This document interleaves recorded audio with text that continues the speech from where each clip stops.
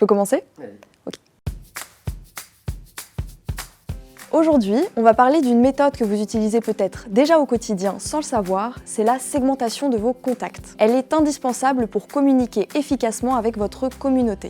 Mais déjà, commençons par le commencement. Qu'est-ce que la segmentation? Segmenter consiste à découper votre base de contacts selon des critères propres à votre association. Vous le faites déjà au quotidien, par exemple, lorsque vous envoyez une communication dédiée à vos donateurs. Vos donateurs, voilà un premier segment. Ce sont toutes les personnes qui ont fait un paiement de type don à votre association. Facile. Voilà un premier niveau de segmentation. Mais vous pouvez aller encore plus loin. Par exemple, allez chercher toutes les personnes qui vous ont déjà fait un don, mais qui ont aussi signé l'une de vos pétitions. Ou bien toutes les personnes qui ont adhéré pour la première fois à votre association depuis le 1er janvier. Ce sont vos nouveaux adhérents. Bref, j'en passe, mais des critères à croiser, vous pouvez en trouver à gogo. Vous vous demandez peut-être quel intérêt ? Je vous réponds tout simplement qu'un contact à qui vous adressez la bonne communication est un contact heureux. La segmentation est le meilleur moyen d'atteindre cet objectif. Bien sûr, je vois venir certains sceptiques. Il ne s'agit pas d'avoir l'air d'espionner vos contacts, ni de le faire d'ailleurs, mais plutôt de communiquer avec eux en fonction de leur type et de leur niveau d'implication. Par exemple, une personne fait régulièrement des dons à votre association, signe des pétitions et participe aux événements. Elle est déjà conquise par vos missions. Elle vous connaît bien. Ce qu'elle souhaite, c'est que vous l'abordiez comme une personne ambassadrice de votre cause. A contrario, ne vous précipitez pas trop sur une personne qui n'a fait qu'un don et n'a ouvert qu'un mail, mais essayez plutôt de l'apprivoiser petit à petit. Segmenter votre base va vous permettre de mieux comprendre qui sont les personnes avec lesquelles votre association interagit, d'organiser vos contacts en groupe en fonction de leurs attentes, comportements et niveau de connaissance. Et en fonction de ces informations, vous pourrez adapter le fond et la forme de vos messages en fonction de ces groupes pour mieux répondre à leurs attentes et les emmener vers l'objectif espéré. Pour bien construire ces segments, il y a 2 questions principales à se poser. Qui je souhaite toucher et vers quelle action je souhaite les emmener?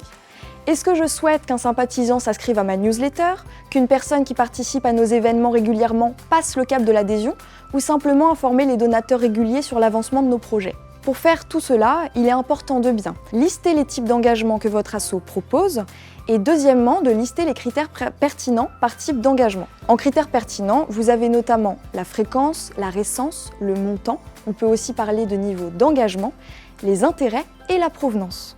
Une fois vos engagements et vos listes bien définis sur le papier, on passe à l'opérationnel. Et c'est là que le CRM entre en compte pour vous permettre de créer vos segments de contacts. Sur Home, un segment est un regroupement de contacts sur la base de critères que vous définissez. Autrement dit, lorsque vous faites une recherche avancée sur votre base de contacts, vous pouvez l'enregistrer pour pouvoir l'avoir toujours à jour et envoyer des communications aux contacts qui appartiennent à ce segment. Et ce qui est super avec la recherche selon des critères, c'est que ce segment, ce groupe, est dynamique. Donc si un contact respecte ces critères aujourd'hui, il sera dans le segment aujourd'hui. Et si demain, il ne respecte plus les critères, il sortira du segment demain. Sans manipulation de votre part, pratique. Pour vous donner un exemple concret de segment, imaginons que vous souhaitiez faire une communication régulière à un type particulier de contact chez vous. Ceux qui ont donné plus de 200 € sur l'année, mais qui ne sont pas adhérents à votre association.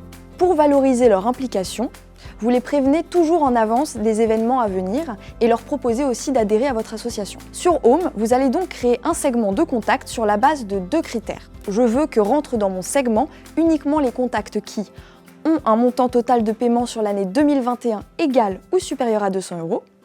Et deuxièmement, qui n'ont pas l'étiquette adhérent. Cela signifie qu'ils n'adhèrent pas actuellement à votre association. Le segment va automatiquement se mettre à jour en fonction des contacts qu'il y a sur votre base en temps réel. Ainsi, si Pierre a donné 400 € en 2021, hop, mon contact entre dans ce segment. En revanche, si Pierre décide de lui-même d'adhérer aujourd'hui à mon association, alors il sortira automatiquement du segment, parce qu'il ne respecte plus le critère « n'est pas adhérent ». De la même manière, si Virginie, une donatrice non adhérente, n'avait donné que 50 € en 2021 et qu'elle donne demain 200 €, alors le total sur 2021 de ses paiements sera de 250 €. Donc, elle rentre dans le segment. Rappelez-vous que segmenter, c'est économiser vos ressources en ciblant mieux vos actions. Alors, à vous de jouer!